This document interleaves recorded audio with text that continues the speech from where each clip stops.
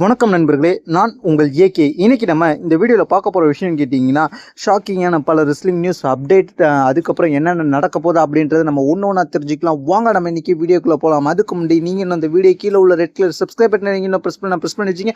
அதுக்கப்புறம் இந்த video like and share பண்ணி விட்டு தொடர்ந்து பாருங்கள்.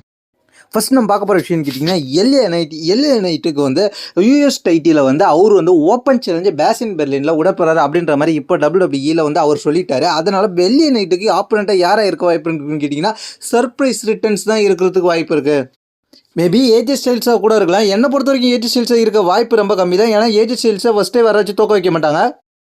அடுத்ததாக என்ன நடந்துச்சுக்கிங்கன்னா, ஆஃப்டர் ஸ்மாக் டவுனில் என்ன நடந்துச்சுன்னு ஆஃப்டர் ஸ்மாக் டவுனில் ட்ரீம் மேக்கர் வரும். அதுக்கப்புறம் ஜேயூசோ வருவார். ஜேயூசோ வந்த உடனே எல்லாருமே வந்து ஏன் இப்போ சிஎம் பங்க் சேட் பண்ணலன்னு கேட்டிங்கன்னா, சிஎம் பங்குக்கு பதிலாக நான் வந்திருக்கேன், நான் தான் உன்னை ஈட் பண்ண போகிறேன் அப்படின்னு சொல்லி ஜேயூசோ பேசணுன்னே எல்லாருமே ஈட்டுன்னு கற்றுவாங்க. அது மட்டும் இல்லாமல் ஜேயூசோ கூட சேர்ந்து செலிப்ரேஷன் பண்ணலான்ட்டு சொல்லுவார் ஜேயூசோ. அதே மாதிரி செலிப்ரேஷன் பண்ண ஆரம்பிக்கல ஜேயூசோவை போட்டு ட்ரீம் மேக்கர் அட்டாக் பண்ணுவார். அட்டாக் பண்ணிவிட்டு அதுக்கப்புறம் அவரோட கண்ணாடியை எடுத்து எப்படி சிஎம் கிட்ட பிரேஸ்லெட்டை எடுத்து அட்டாக் பண்ணாரு. அதே போல் அவரோட ஜேயிஸோட கண்ணாடியை எடுத்து ஒரு உதைப்பாரு. அந்த கண்ணாடி அப்படியே நொறுக்கி வருவார். இதை பார்க்கக்குள்ள ரெஃப்ரியோட ரியாக்ஷன் வேற லெவலில் இருந்துச்சு. ரெஃப்ரி ரொம்ப ஷாக் ஆகி பார்ப்பாரு.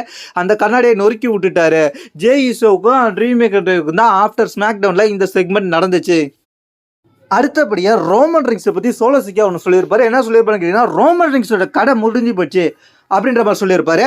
அதுக்கப்புறம் என்ன நடந்துச்சுன்னு கேட்டிங்கன்னா, டேக் டீம் சாம்பியன்ஷிப்பை ஜெயிச்ச ஜேக்கப் ஃபேக்டர் அண்ட் டாமாட்டோங்க இவங்கள்ட்ட இருந்து என்ன பண்ணியிருப்பாருன்னு கேட்டிங்கன்னா, ஜேக்கப் ஃபேக்டர்கிட்ட இருந்து டேக் டீம் சாம்பியனை பொறுங்கி டாமாட்டோங்கோட பிரதரான டாமாலோவோட அவர் கொடுத்துருப்பாரு.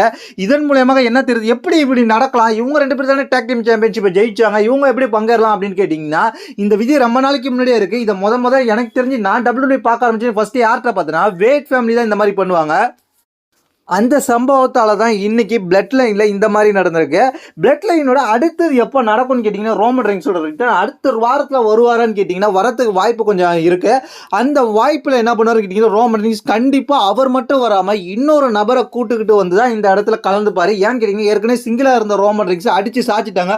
இப்போ ரோமன் ரிங்ஸ் கண்டிப்பாக டீம் தேவை. அந்த கண்டிப்பாக இன்னொரு ஆள் யாரை கூட்டு வர போகிறாருன்னு கேட்டிங்கன்னா, ஜிம்மியை தான் நம்மளும் எதிர்பார்த்துக்கிட்டு இருக்கோம். அவர் கூடிய சீக்கிரத்தில் வந்து எப்போ ரோமன் கூட ஜாயின் பண்ண போகிறாருன்றதை நம்ம பொறுத்திருந்து தான் பார்க்கணும்.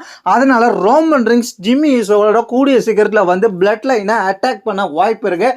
அதனால் அடுத்தடுத்து மெம்பர்ஸ் ஒவ்வொருத்தவங்களும் ஆட் ஆவாங்க. ஃபர்ஸ்ட் மெம்பர் ஜிம்மி தான் வரப்போகிறாரு. அது சம்பவம் சீக்கிரமே நடக்க போகுது. இதை பற்றி உங்களோட கருத்து நடந்து கீழே உள்ள கமெண்ட் பண்ணுங்கள். இந்த வீடியோ உங்கள் ரெஸ்லிங் பார்க்குற ஃப்ரெண்ட்ஸுக்கு ஷேர் பண்ணிவிடுங்க. தேங்க்ஸ் ஃபார் வாட்சிங்.